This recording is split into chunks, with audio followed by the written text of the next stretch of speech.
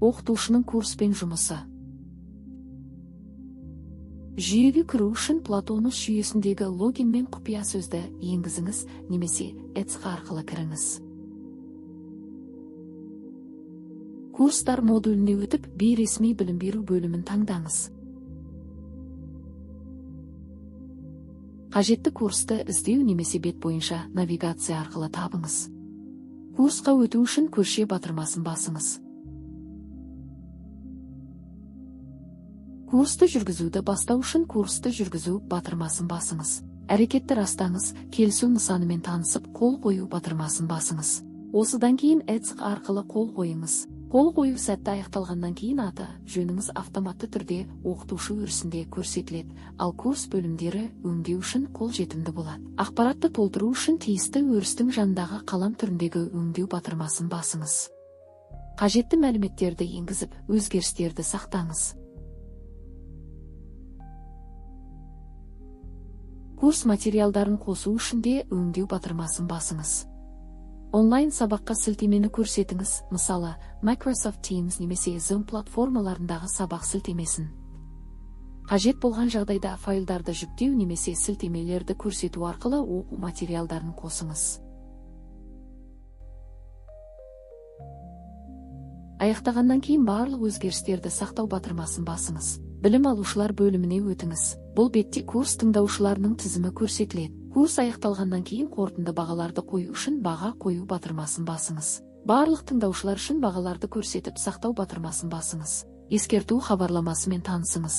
Қойылған бағаларды өзгерту тек ерекше жағдайларда және бағалар қойылғаннан кейін 24 сағат ішінде ұсынылады. Қорытынды бағамен кімнің танысқанын танысу мәртебесі бағаннан бақылауға болады.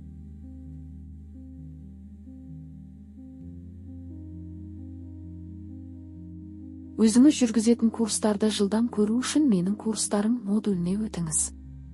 Мен оқытамын бөлімінде барлық белсенді және аяқталған курстардың тізімдері қолжетімді.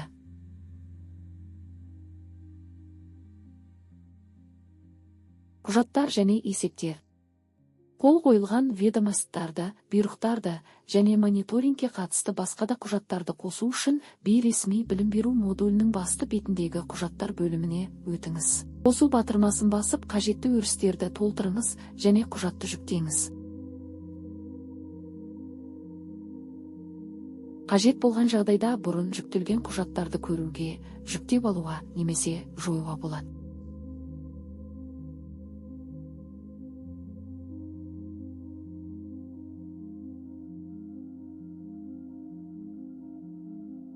Есептерді қалыптастыру үшін есептер бөліміне өтіңіз.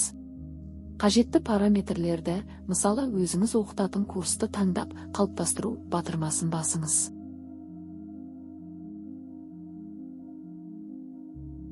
Есеп қалыптастырылғаннан кейін экранда таңдалған курстар немесе құрылымдық бөлімшелер бойынша тыңдаушылар кестесі көрсетіледі. Есепті құрылғыға сақтау үшін жүктеу батырмасын немесе есепті жүйеде сақтау үшін сақтау батырмасын басыңыз. Үздіксіз білім беру институтының қызметкерінің оқытушыны курстан шығарып тастауы. Оқытушыны курстан шығару үшін қажетті курсты ашып, оқытушы директорының жанындағы себет батырмасын басыңыз. Хабарламамен танысып, әрекетті растаңыз. Расталғаннан кейін оқытушы автоматты түрде курстан ажыратылады.